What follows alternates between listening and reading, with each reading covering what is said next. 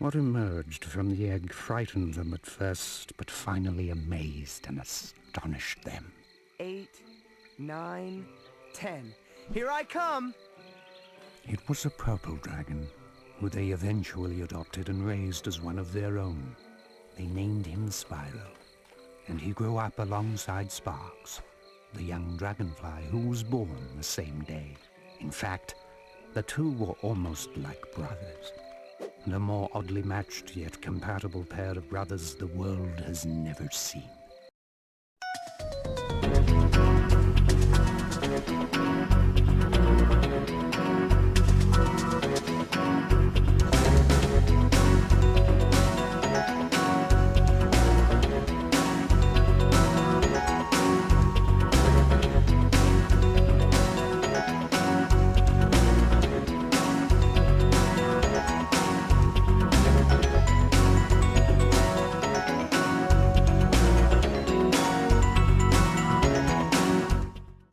Hey there guys, Nordic Warrior here, welcome back to my video game review series. Before I go any further with this video, I feel as if I owe you guys an explanation for why I've been gone for so long, and why it took me so long to make this video.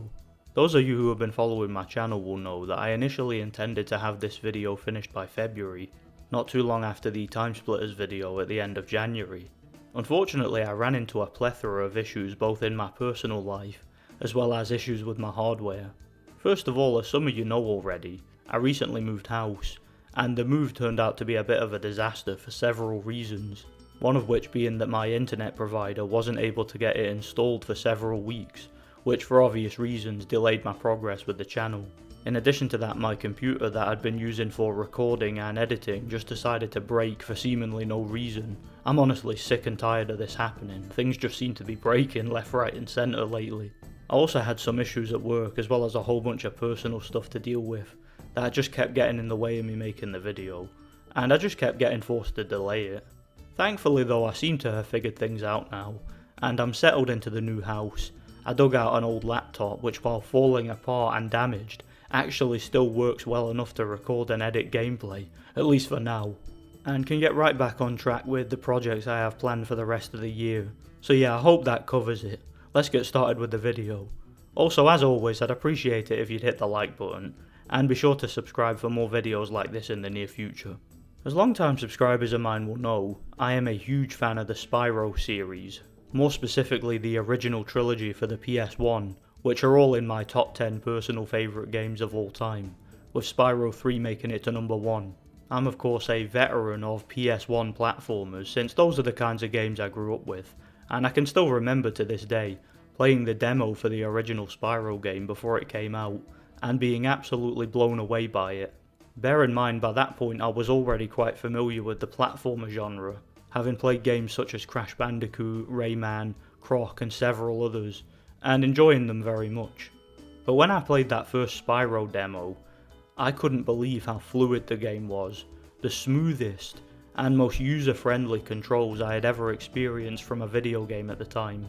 Previous platformers of the generation all had a certain amount of jank that you just had to deal with, and nowadays you can say that they haven't aged as well as Spyro, since Spyro's controls still hold up to this day. When I got the full version of the game, it quickly became one of my favourite games of all time. When Spyro 2 came out the following year, it did what every sequel should do. It took that same concept from the first game, and improved and expanded upon it, making a game that was even better than the first, keeping what worked and providing a more refined experience.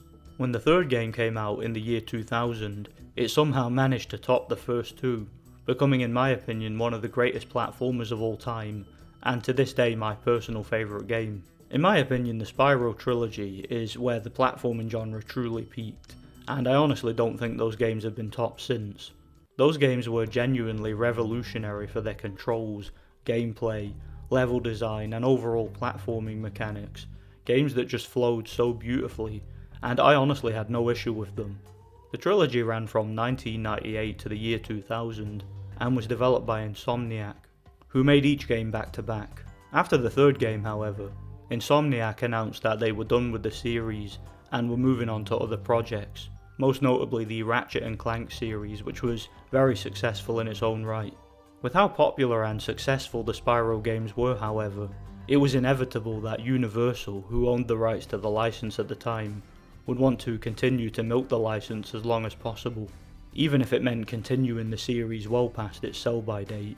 What followed were two games that attempted to follow the same continuity as the original trilogy, but didn't see the same success, both being incredibly flawed games that didn't really do anything for Spyro's popularity, generally being considered inferior to the original.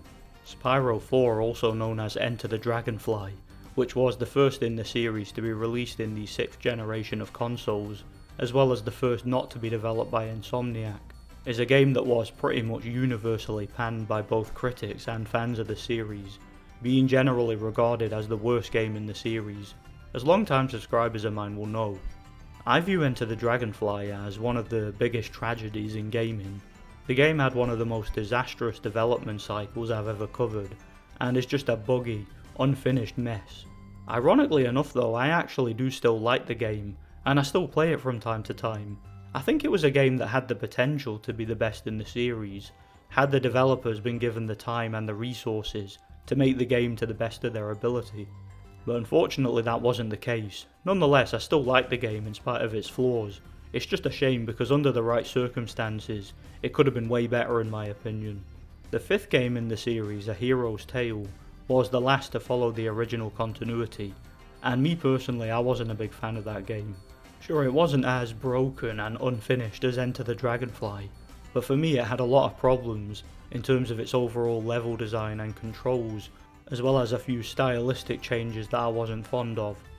It's not a bad game and I would recommend checking it out, but I personally prefer all the previous 4 to that one. Again, as long-time subscribers of mine will know, I reviewed every single one of those games individually, years ago when I was just starting out with this channel, and I also reviewed the Reignited trilogy that came out several years ago. I'll leave a link in the description section to those videos for anybody who's interested. Bear in mind, I made those videos back when I had very little experience in regards to editing and making reviews, so the quality of those videos isn't very good. At least not by the standard of my more recent ones, but feel free to check them out if you want to.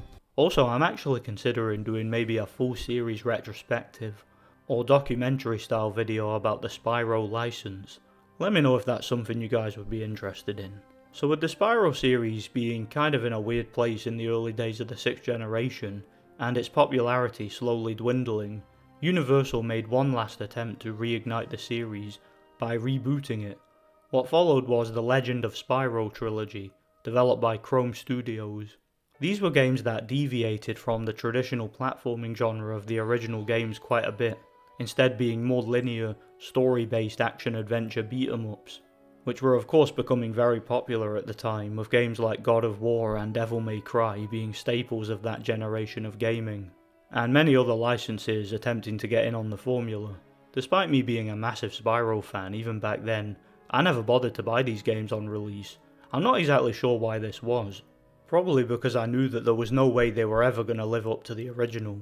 And I've always been one of those people, and I've talked about this on the channel several times before, who is perfectly fine with franchises ending, particularly when so many of them get milked to death and become a shadow of what they used to be. I prefer it when a franchise reaches its peak and ends on a high note.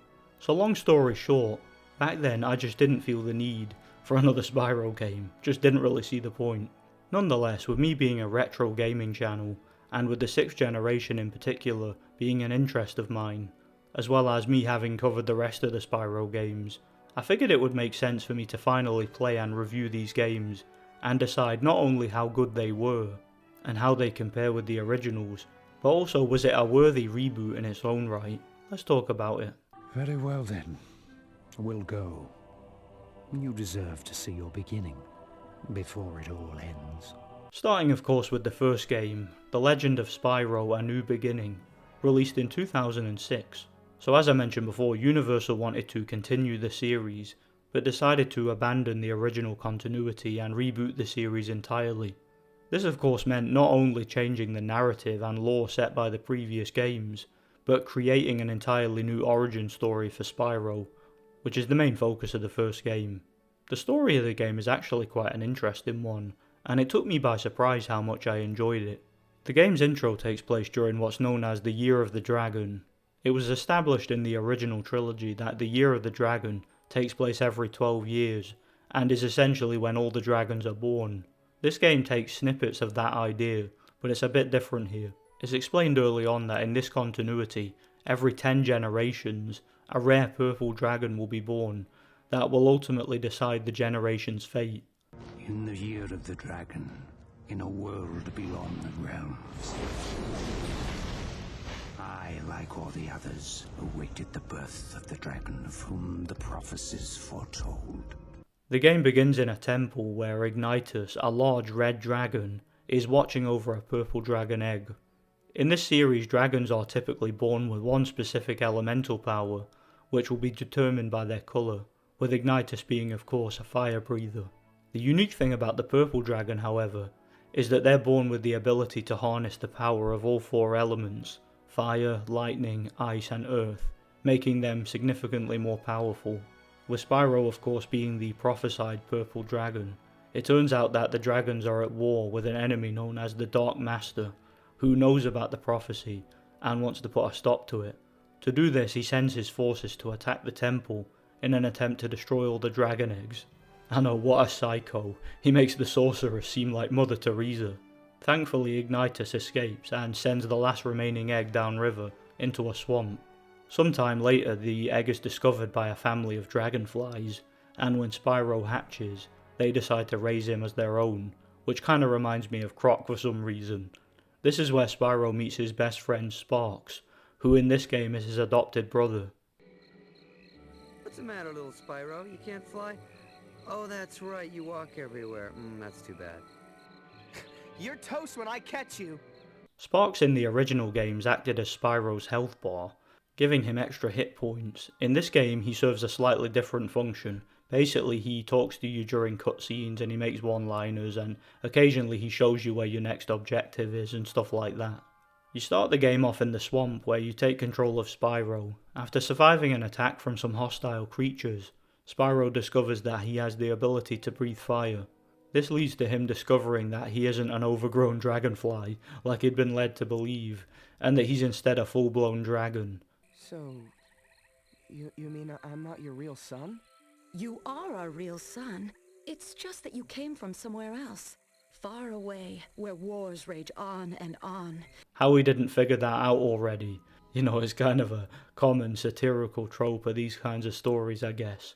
Here you get a useful tutorial that helps to familiarise you with the overall controls and gameplay, and I'd say it does a decent enough job at explaining its overall premise. Once the initial tutorial is over, Spyro decides to leave his home in search of his true family, accompanied by Sparx, who agrees to never leave his side. Upon returning to his place of birth, he is united with Ignitus, who sets the main quest in motion. The dragon realms are under attack by a large, dark female dragon named Cinder, who appears to be acting on behalf of the previously mentioned Dark Master.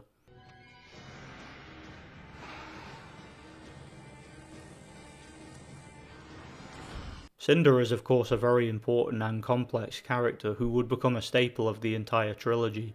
More on that later, of course. Ignitus then tasks Spyro with finding the other 3 remaining Dragon Guardians, each representing one of the 4 main elements, so they can put a stop to Cinder and her forces. That basically sums up the game's plot in a nutshell. There's a little bit more to it than that, and there are a few twists and turns along the way, but that's more or less a brief summary of it. As I said before, I actually really enjoyed the story, and for me it's definitely the best thing about the game. One thing you can tell right off the bat is that the developers and writers put a lot of effort into the story, and its overall narrative.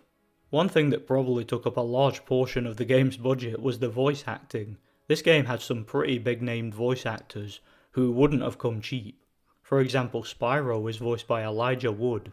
That's very nice, Kane, but we have to get back to our home. Figure out how to stop Cinder for good. Yeah, Frodo himself voices Spyro, who would have thought? When you think about it though, this wasn't actually much of a surprise, since Elijah Wood is actually a massive gamer, who just happens to be a big Spyro fan.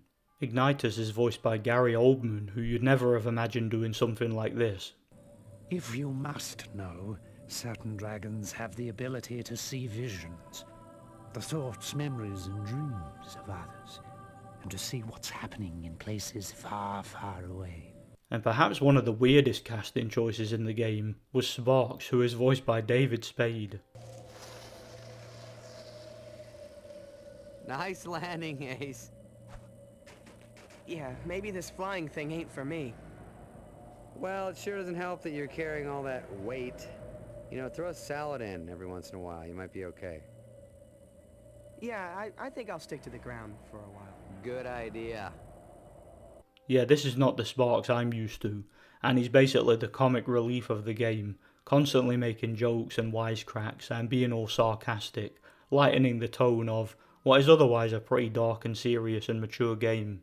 At first I found him quite annoying, but as the game went on he grew on me and I didn't mind him, which is a shame because he gets replaced in the sequel, more on that later. So yeah, this game has a pretty epic story, and it has some pretty big name voice actors along for the ride.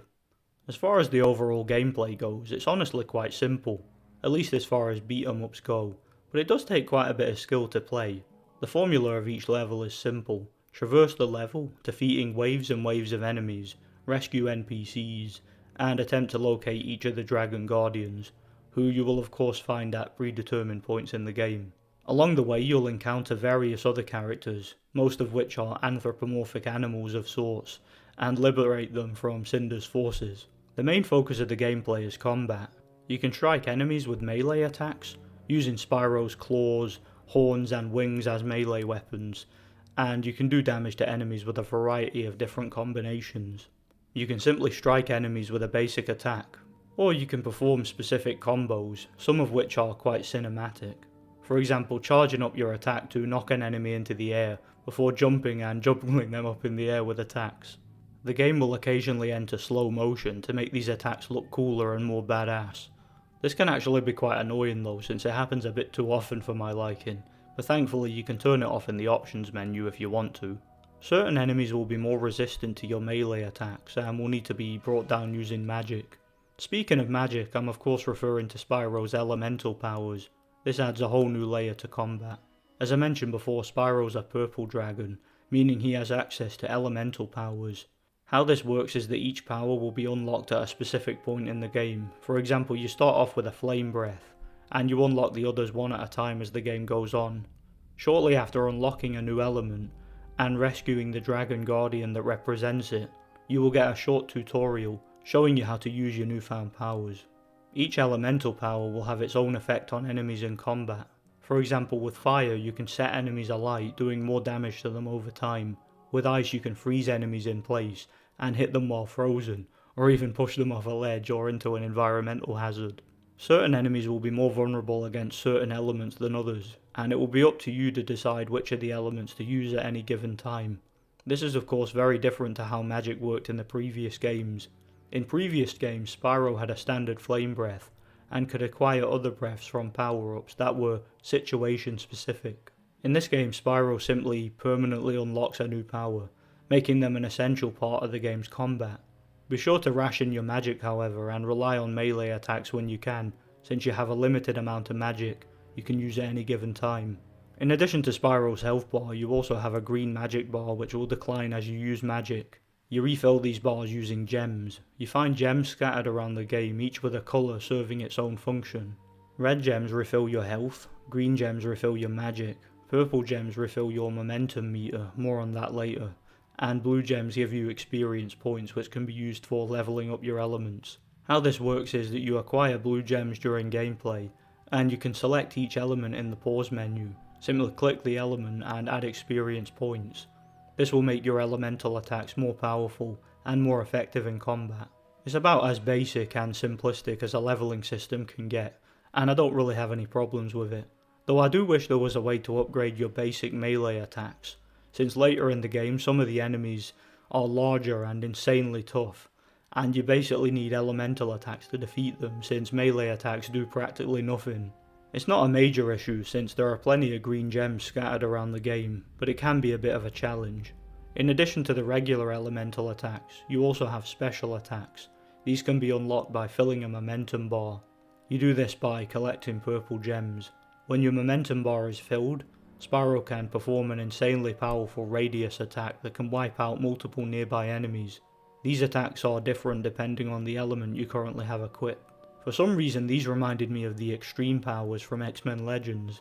These look badass and can really bail you out in a tough fight.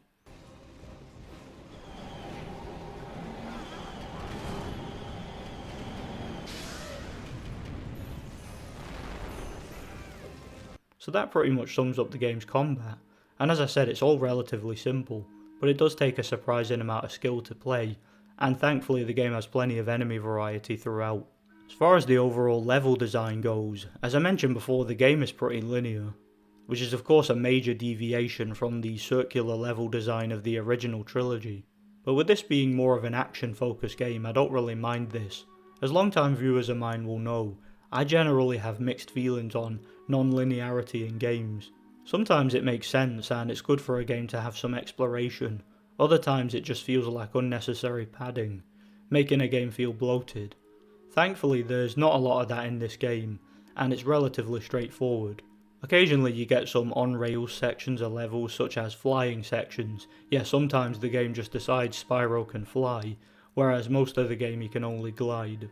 Kinda like the speedway levels in the originals, though in those games it was explained that Spyro was given a temporary superfly power up. Here he can just randomly fly. Welcome to the club, big guy! Would that be the annoying pest club?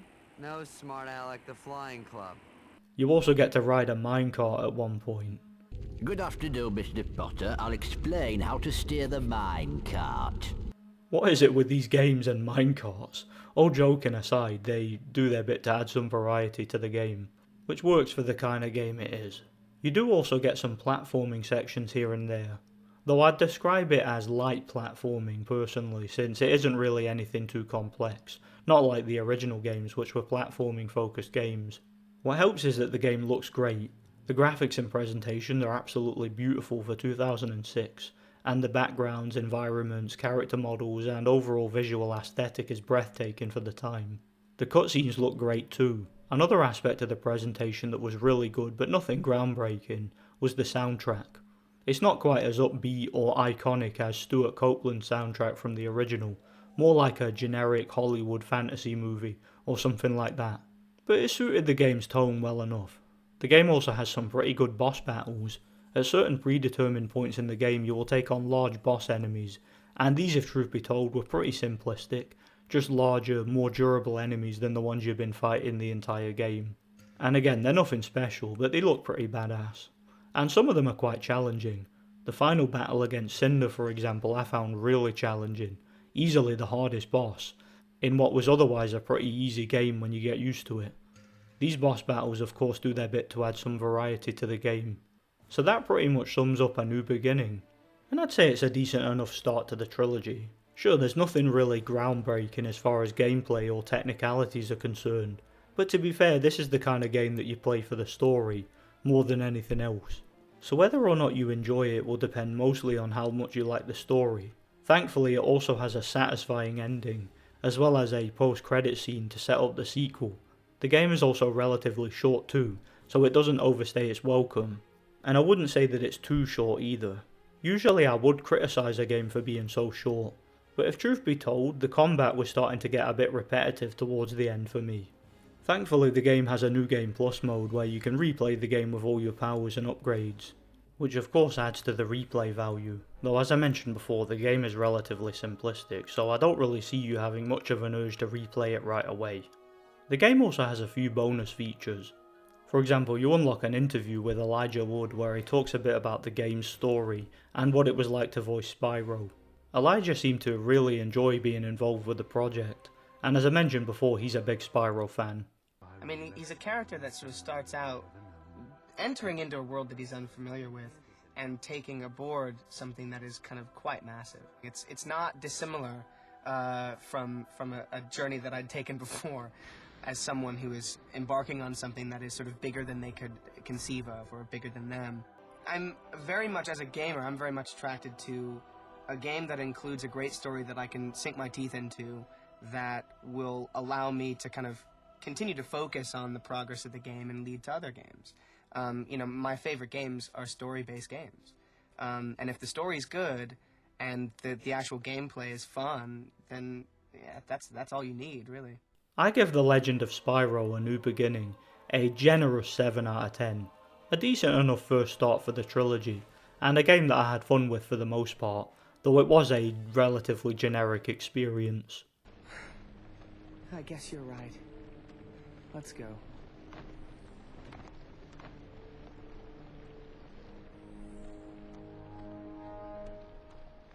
So with the first game being a pretty good, but if truth be told, generic start to the trilogy, I was actually really excited to play the sequel, since there were quite a few decent ideas in the first game that I figured with a little more experience and a little more time in development could have been quite epic. They definitely had a good foundation to work on. The sequel, named The Eternal Night, released the following year in 2007, and for some bizarre reason, despite the first game being released for all major consoles, the sequel wasn't released on Xbox. I'm not sure why this was, but I figured I'd point it out anyway. I managed to buy the PS2 version for the purpose of this video, so it's all good. And as I mentioned before, I couldn't wait to get stuck into it. Unfortunately, I found myself majorly disappointed with the game. That's not to say that it's a bad game or anything like that, it's certainly not. But right off the bat, I have to say that I was disappointed by the lack of overall innovation.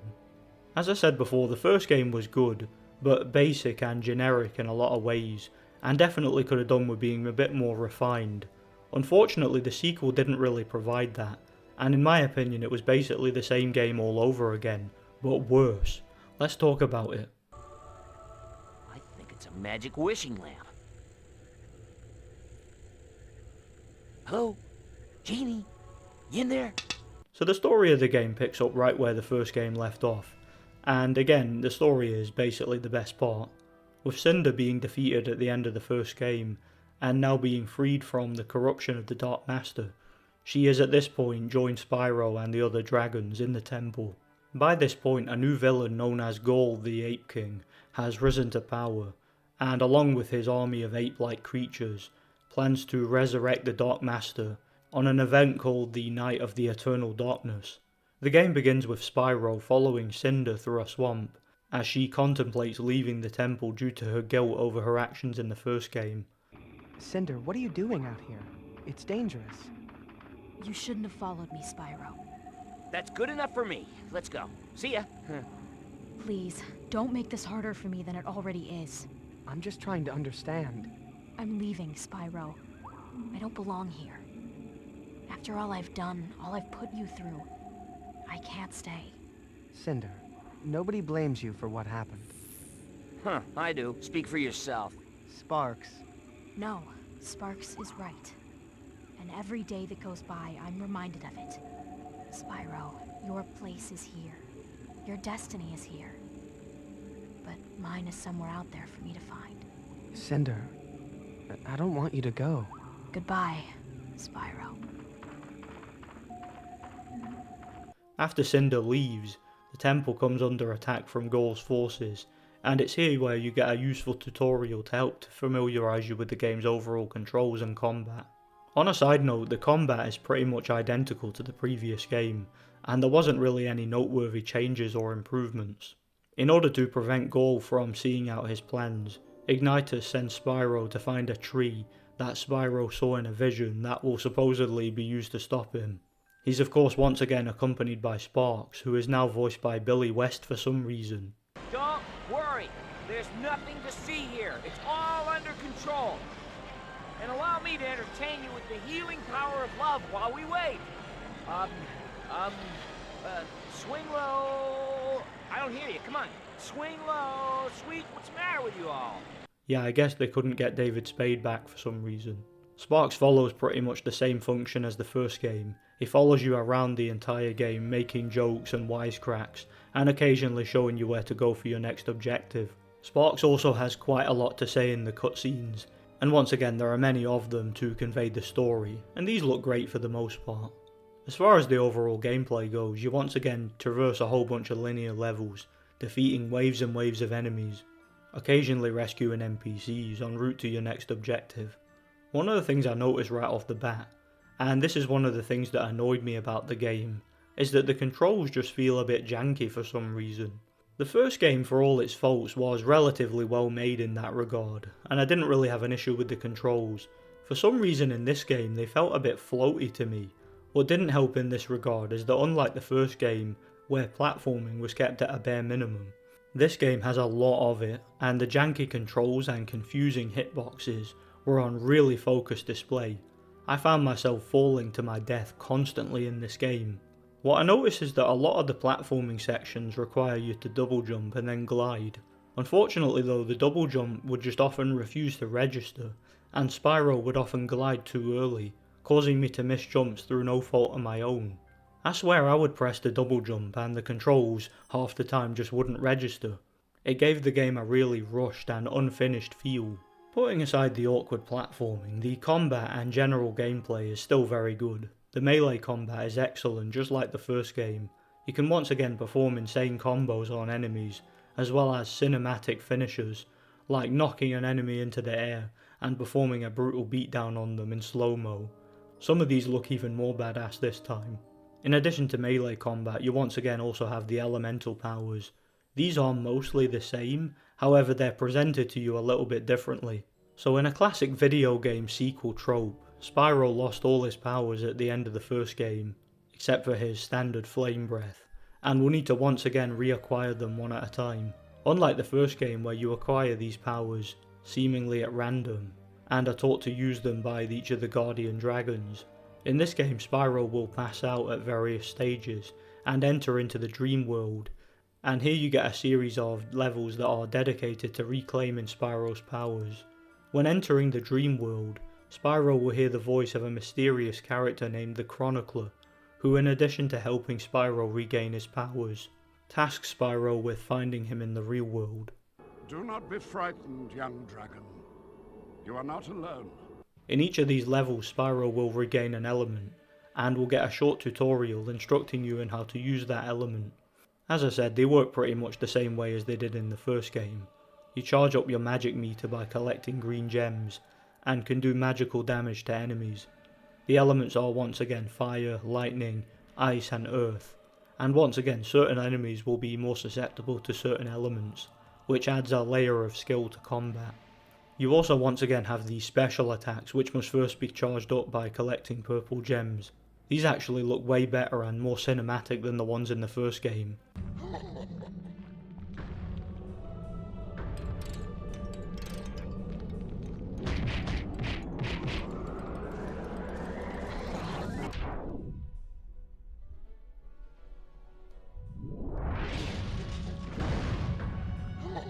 A new power they added this time was the ability to slow down time. This can help you with some of the tricky platforming sections. If you see a fast, annoying platform that is difficult to land on, then it can be quite difficult to time your jumps. Simply slow down time and jump across. This only works for a short time however, and will need to be recharged, which thankfully doesn't take too long. It can also be used in combat to escape from enemies and prevent you from being overwhelmed, or to help you get some shots in. I appreciate the inclusion of this power since it did its bit to add some much needed variety to the game, even if I absolutely hated the platforming sections this time. Another issue I noticed this time is that the game doesn't appear to have much enemy variety, at least not as much as the first game, and at least not in terms of their overall function. I mean sure, there are plenty of graphical assets, but the enemies mostly honestly felt like reskinned versions of each other to me, using the exact same attacks and having more or less the same vulnerabilities. If truth be told, the combat here in general just felt more repetitive than the first game. To be fair, that could be just because that I'd finished the first game right before it, and the novelty had kind of wore off by that point.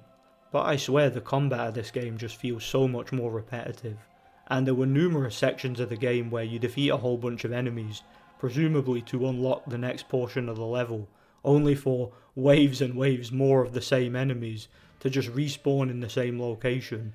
It honestly felt like padding to me. They did add a few new enemy types though, such as these annoying flying enemies which once again are just reskinned versions of each other. Here Spyro will get locked into an attack formation with the enemy, and you can only move side to side and can only damage it with ranged attacks. These fights are a pain in the ass since Spyro's accuracy in this game is terrible, and you will constantly die and have to reset. Also, the enemy's attacks are unfairly accurate, making these fights pure trial and error. I honestly hated them. Even some of the boss battles force you to enter this mode. In fact, that's probably my main issue with this game, the difficulty. I mentioned before how the first game was relatively easy. Some people might even say too easy, but I didn't have a problem with this since I felt there was enough of a challenge for the type of game it was. In this game, however, I found certain sections way too hard, particularly for a beat 'em up of this kind. And you guys know I'm no stranger to difficulty in games. In fact, very rarely do I complain about difficulty, since like most gamers I like to challenge myself. But I at least like the challenge to be fair and not too tedious. This game, however, I found its difficulty spikes to just be tedious. I'm not sure whether this was an intentional move by the developers to pad out the game a bit, since like the first game it's pretty short, in fact I think it's even shorter here, or it was simply due to technical issues and lack of optimization, like the issues with the controls and platforming. Either way, this game is too hard for my liking. Don't get me wrong, I was able to do it, but it felt like I was blundering my way through it in all honesty. What doesn't help in this regard is that it has a pretty weird checkpoint system that felt inconsistent to me. In addition to combat and platforming, the game does have some puzzle solving sections here and there. For example, you may need to occasionally interact with objects in the environment to remove an obstacle and reach your next objective, such as loading up a cannon and blasting an obstacle out your way. Some of these puzzles require you to use a specific elemental power, helping to implement these powers into the level design. I appreciate this. Some of these do repeat a little bit too much for my liking. Aside from that, you have all the same collectibles to find, as well as some new ones. You once again have all the same gems to find, red ones for health, green ones for magic, purple ones for special attacks. You also have once again the blue gems which are used for leveling up your powers. This is pretty much the same as it was in the first game. The other collectibles you have are these feathers hidden around the game. These allow you to unlock several bonus features, more on those later. They're usually easy enough to find, but some of them are quite well hidden, so keep an eye out for them. You also have these dragon relics to find hidden throughout the game. These help to increase your health and magic, so keep an eye out for these too. Another issue I had with the game was the overall level design. It's just kind of bland this time. The first game had plenty of visual variety throughout, with lots of different levels and locations. In this game most of the levels look the same, very dark and gloomy, with very little curiosities to look at. To be fair, the title of the game is The Eternal Night, so I get that the game is supposed to be dark. But I think they could have done a better job with the level design is all I'm saying. It didn't need to feel so copy and paste. The game also has several boss battles, and these are pretty cool, although much more challenging than the first game. The final boss battle in particular is an absolute nightmare. It can be really difficult to avoid bosses' attacks, and there seems to be only one specific way to bring them down, and it feels like it takes ages. But if you're up for the challenge, they're decent enough. The game ends on a cliffhanger this time and really baits a sequel. It's not quite as satisfying as the ending of the first game. You once again get a post-credit scene to set you up for the next one, and it even teases a returning character from the originals. Just like the first game, you have a bunch of bonus features. You once again have a New Game Plus mode where you can replay the game with all your upgrades, and you can even unlock the ability to play as Dark Spyro, which is the form that Spyro takes in the final boss. That was pretty cool. You also get a bunch of challenge missions you can access from the menu. These are usually just survival horde modes with some sort of gimmick to make it more challenging. It can be quite fun if you enjoyed the game's combat. You also get plenty of concept art to look at, there's actually a lot of that here, and as I mentioned before you can unlock them by finding the collectibles in the main game. Again, features like this are always appreciated by me. So yeah, that's basically it. As fun as the game can be in spots, I was honestly very disappointed with it. As I mentioned before, it's basically just the first game all over again, but with little to no improvements, a step backwards in a lot of ways, and its over the top difficulty and dodgy controls just made it a chore to play at times. I give The Legend of Spyro The Eternal Night a disappointing 5 out of 10. Not a bad game, just mediocre in my opinion, and probably the weakest in the trilogy. You're okay, Spyro. You're with friends. I'm sorry. I couldn't stop. So with the second game being a bit of a disappointment, failing to really improve on the first in any way, it was up to the third and final game in the trilogy to end it on a high note. since the second game understandably wasn't received well by critics, and the game wasn't really in high demand. In addition to that, the overall beat-em-up gameplay formula had been done to death by that point, and the developers really had to produce something special to reignite interest in the series. So did they do that with the third game? Let's talk about it. Ugh, it's no use. Well, maybe if we tried twisting it. Twist what? It's magic. I can watch this all day. The following year in 2008 saw the release of The Legend of Spyro Dawn of the Dragon. It's worth pointing out that this is the first game in the series to be released on 7th generation consoles. For the purpose of this video we're going to be looking at the 360 version, which is the only version I own. Due to how disappointed I was with the second game, I was a little bit apprehensive about this one, since I figured there was a chance it might just be more of the same. At the same time though, I was cautiously optimistic, since I also figured that with the new generation hardware and the negative critical reception of the second game, the developers had both the tools and the motivation to end the series with a bang. Right off the bat, what they gave us was, in my opinion, definitely a significant improvement over the second game. However, at the same time a bit of a disappointment in spots, making the game a bit of a mixed bag for me. So just like the previous two, it's a third-person action-adventure beat-em-up, and one that is pretty linear, but not as linear as the previous games. There are a few twists and turns during levels, as well as a few new collectibles that they added and a bit more exploration, but nothing major. It's still a relatively straightforward game, that more or less follows the same formula as the previous two. As far as the story goes, it takes place 3 years after the second game. Of course, in the second game, Spyro, Sparx and Cinder were all trapped in crystal, with a mountain coming down on top of them, and the post-credit scene hinted at a returning character. That returning character is Hunter the Cheetah, who is very different here from the original. Spyro, Cinder, how do you feel? Anything broken? Shaken a little, but not too badly, thanks to you. I am relieved. I had feared I might be too late. My name is Hunter. Hunter? You've been tracking me. For far too long, friend. The game begins with the trio being freed from the crystal by a mysterious group of villains known as Grublins, basically goblins with a different name. Upon awaking, Spyro and Cinder find that they are chained together by some unknown magical link placed around their necks, meaning they can't go too far from one another. What is your problem? Oh, this can't be good. This introduces one of the new gameplay additions. In addition to playing as Spyro, you now have the option to play as Cinder, and can switch between them at any time during gameplay. In addition to this, the developers added co-op this time, meaning you can play through the entire game with a friend on 2-player, with one of you playing as Spyro, and the other playing as Cinder. This was a cool idea, since couch co-op in a game like this is always a fun experience in my opinion. Cinder also has her own powers and abilities that have a few unique uses, more on those later. You get a useful tutorial where Spyro and Cinder will need to work together to take on some waves of Grublins in an attempt to escape. While Spyro and Cinder are dealing with the Grublins, Sparx, who is hiding nearby, is found by the new rendition of Hunter, who appears to be there to rescue them on behalf of Ignitus. After defeating the Grublins, Spyro and Cinder come under attack from a huge, volcano-like golem that attempts to destroy them. You get a pretty long chase sequence as well as a short boss battle that acts as part of the tutorial, as Spyro and the gang attempt to escape the golem. Here you learn pretty much all you need to know about the platforming and puzzle solving mechanics and how it all works, and there are a few major changes this time. After escaping the area, Hunter informs the trio of what's been going on during their absence.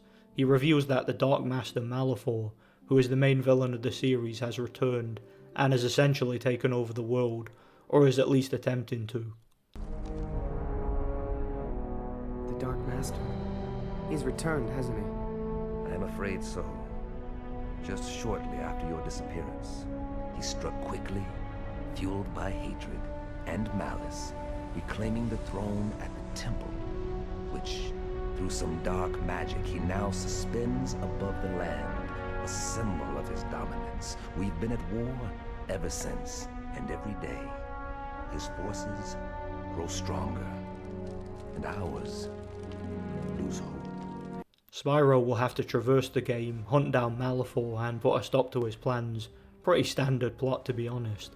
And once again, the story is pretty well written and easily the best part of the game. Oh, and there are a couple of voice changes this time, including Sparks, who is voiced by Wayne Brady. Hey, Spyro! Man, you're alive! Sparks! It's good to see you too. You okay? You know, a little stiff. Voice keeps changing, but I'm good. This was very distracting for me since he sounded nothing like the first two games, but I digress. He said it! He said it! As far as the overall gameplay goes, as I mentioned before, it's largely the same. You traverse the levels this time as Spyro and Cinder, defeating waves and waves of enemies. Thankfully, unlike the second game, there appears to be significantly more enemy variety this time. Enemies don't just look different, but they also feel different and fight different, and the AI is significantly better here. Enemy will use tactics to try to get round your attacks, such as attacking from the air or from behind. The combat feels significantly more refined, at least in the early part of the game. I did notice some issues later in the game, more on that later. As far as the melee attack goes, you can once again strike enemies with a whole bunch of flashy combinations, with some enemies being more susceptible to some attacks than others. Spyro and Cinder can also gang up on an enemy and perform combination attacks together. You can also perform several brutal finishes on regular enemies, such as knocking them into the air and juggling them like in previous games, or even grabbing a hold of them and performing a beatdown, or smashing them against the ground repeatedly. Some of these do look quite brutal. In addition to melee combat, you also once again have magic attacks. Spyro will have all the same elemental powers as before, and thankfully you no longer have to unlock them one at a time here. You simply get them all in the beginning of the game. Cinder has some elemental attacks of her own, and these powers are different from Spyro's. Unlike Spyro, who once again has fire, lightning, ice and earth, Cinder instead has poison, fear, wind and shadow. And surprisingly, these aren't just reskinned versions of Spyro's powers, they actually do have clearly different effects on enemies, and these along with Spyro's powers are also implemented into the platforming and level design, more on that later. So yeah, the game's combat is pretty good for the most part, and it makes a few improvements on the previous two. I mentioned before that the game has plenty of enemy variety. Throughout the game you will take on ground-based enemies, flying enemies of different kinds, as well as larger, more durable enemies. And the game gives you new and more powerful enemies to contend with as it goes on. And late in the game I actually did find the combat quite challenging. Some of the larger enemies take a while to bring down, and can perform powerful radius attacks that can do a lot of damage. Spyro and Cinder will often need to work together to bring them down. You will also occasionally come across elite enemies, which are considerably more powerful, and can only be damaged by one specific elemental power, which I believe is chosen at random. These enemies are optional, but you unlock a significant amount of experience points for defeating them. Speaking of, once again you collect gems in this game. Just like the previous game, red gems give you health, green gems give you magic, and blue gems give you experience points.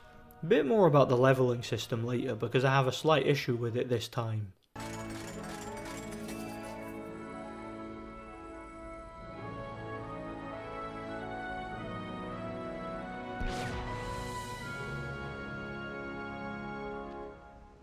You also have these Fury power-ups which allow Spyro and Cinder to enter Fury mode, allowing them to do an insane amount of magical damage to enemies, and this temporarily gives you unlimited magic. In addition to combat and enemy variety, the game also has plenty of level and location variety, and the levels themselves do look great.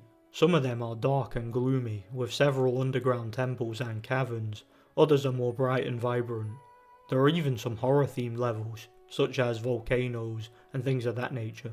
There's even a level which is a straight up parody of the Battle of Minas Tirith from Lord of the Rings. I mentioned before how the standard enemies of the game are basically goblins. In that level you have to defend a city wall from an army of them, and you even have to bring down siege towers while defending and operating catapults, and preventing the wall from being overwhelmed. Just like that level in the Return of the King game. I thought that was quite interesting.